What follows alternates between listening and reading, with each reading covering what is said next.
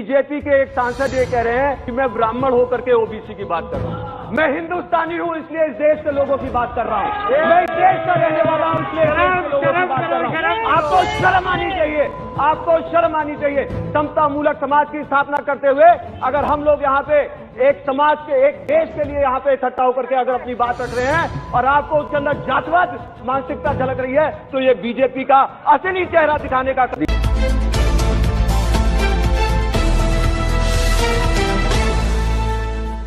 मैं इसके लिए आपका आभारी हूं। बहन कुमारी मायावती जी और बहुजन समाज पार्टी ओबीसी वर्गों को अपना अभिन्न अंग मानती है और बीएसपी इन वर्गों के उत्थान के लिए पूरे जी जान से समर्पित है। इसी सोच के तहत संविधान के 127वें संशोधन बिल, जो राज्य सरकारों द्वारा ओबीसी के पहचान करने और इनकी सूची बनाने के अधिकार देती है, इस बिल का पुरजोर समर्थन बहुजन समाज पार्टी करती है।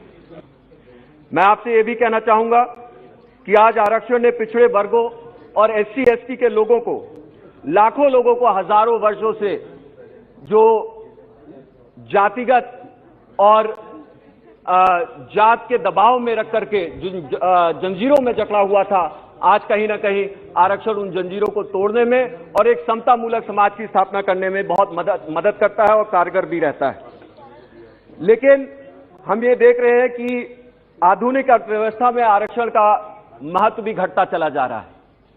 मान्यवर, अगर आप देखेंगे, जहां एक तरफ ये कहा जाता है कि आर्थिक रूप से पिछड़े वर्गों को, सामाजिक रूप से पिछड़े वर्गों को नौकरियों में आरक्षण दे करके एक समता मूलक समाज की स्थापना की जाए, वहीं दूसरी तरफ हमें ये देखने को मिलता है कि जितनी भी सरकारी नौकरियां हैं उनको कम कर दिया करते चले जा रहे हैं सरकार के द्वारा।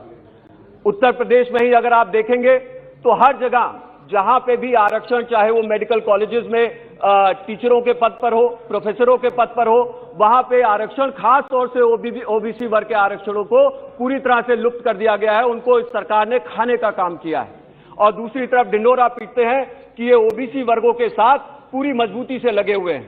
आपके माध्यम से मैं सदन को बताना चाहूंगा कि एक तरफ आप देखेंगे, चाहे वार्ड बॉय, नर्सेस, जो कि अभी कोरोना काल में जिन्होंने ज्यादा से ज्यादा काम किया और जान जोखिम में डालने का काम किया, उनकी भी नौकरियां सरकारी नौकरियों से हटा करके सीधे सीधे संविदा पे देने का काम किया गया है, जो कि निजीकरण के तहत होता है। इसमें कौन सा ओबीसी आरक्षण लागू होगा, मैं आपके माध्यम से सरकार से पूछना चाहता हूं। 97% नौकरियां प्राइवेट सेक्टर में है, 3% नौकरियां सरकार के पास हैं।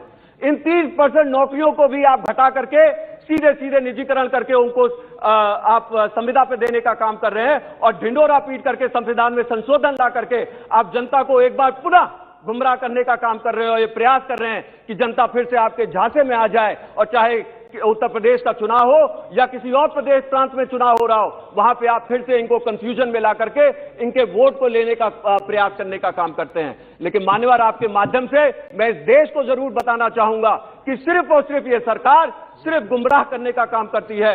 ये किसी भी वर्ग के साथ और किसी भी समाज में समता मूलक समाज की स्थापना करने के पक्षधर ये बिल्कुल भी नहीं है। ये अगर चाहते हैं तो सिर्फ और सिर्फ विभाजन की राजनीति करना चाहते हैं मान्यवर, और ये अत्यंत ही दुखदायक है और बहुत ही चिंताजनक है। मैं यहां पे ये भी कहना चाहूंगा कि एक तरफ ये कहते हैं कि इन्होंने आर्थिक रूप से पिछड़े श्रवण समाज के लोगों को भी आरक्षण देने का काम किया है। मैं पूछना चाहता हूं कि आप एक तरफ ये ढिंडोरा तो जरूर पीट देते हैं, लेकिन आरक्षण को लेकर के जहां पे नौकरियां कम हो रही हैं, वहां पे जिन लोगों को नौकरियां मिलनी चाहिए, जब वहां पे नौकरियां कम होती चली जाएंगी तो इन लोगों को आरक्षण कहां से मिलेगा। सिर्फ ये एक दिखावा होता है, एक छलावा होता है, ताकि कहीं ना कहीं लोगों के सामने एक झुंझुना बजा करके उनका वोट लेने का काम किया जाए। मैं यहां पे ये भी कहना चाहूंगा कि इसी के साथ साथ अरे सुनिए, बैठिए। मान्यवर, अगर ये जातवादी राजनीति से पीड़ित नहीं है तो ये क्या है। आज इनको सबसे ज्यादा दुख इस विषय पर हो रहा है कि यहाँ पे बहुजन समाज पार्टी अपना पक्ष रख रही है। दूसरा, मैं ये भी पूछना चाहता हूँ कि अगर ये विभाजनकारी और जातवादी राजनीति नहीं है तो इसके साथ साथ बीएसपी और बहन कुमारी मायावती जी आप सुनिए ये क्या कह रहे हैं। नो आप मैं यहाँ पे इस चीज को आप इधर बोलो। बीजेपी के एक सांसद ये कह रहे हैं कि मैं ब्राह्मण होकर के ओबीसी की बात कर रहा हूँ। मैं हिंदुस्तानी हूँ इसलिए इस देश के लोगों की बात कर रहा हूँ। मैं इस देश का रहने वाला हूँ इसलिए इस देश के लोगों की बात कर रहा हूँ। आपको शर्म आनी चाहिए, आपको शर्म आनी चाहिए।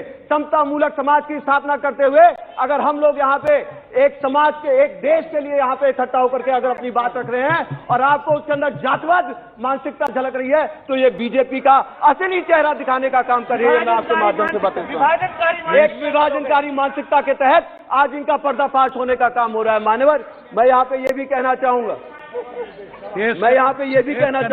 इसके साथ साथ बीएसपी और बहन कुमारी मायावती जी ने शुरू से ही मांग किया है कि ओबीसी समाज की अलग से जनगणना होनी चाहिए, और उसी के साथ साथ यदि ये जनगणना नहीं होती है तो देश के हजारों ओबीसी समाज के लोगों के साथ इस जनगणना से उनको वंचित रखना ये बहुत ही सरासर अन्याय है, क्योंकि ये उनके अधिकारों से उनको वंचित करने का काम करता है यदि ये जनगणना उनके सामने नहीं रखी जाती। अगर आप चाहते हैं गरीब हर वंचित इंसान की आवाज आप तक पहुंचे तो हमारे चैनल को सब्सक्राइब करें और बेल आइकन का बटन दबाना ना भूलें।